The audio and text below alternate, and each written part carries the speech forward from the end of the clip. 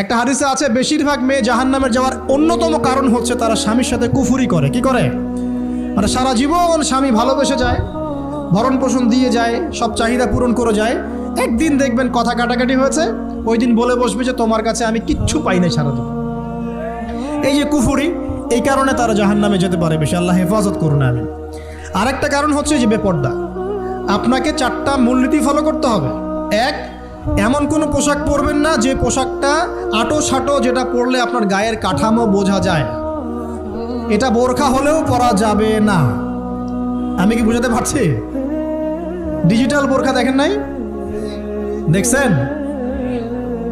মাশাআল্লাহ। আর কারা কারা দেখছেন? এদিকে চোখ বেশি যায় না? আচ্ছা, এমনি দেখা যায়, চোখ দিতে হয় না, এমনি দেখা যায়। ডিজিটাল বোরখা চলবে না, ডিজিটাল বোরখা চলবে না।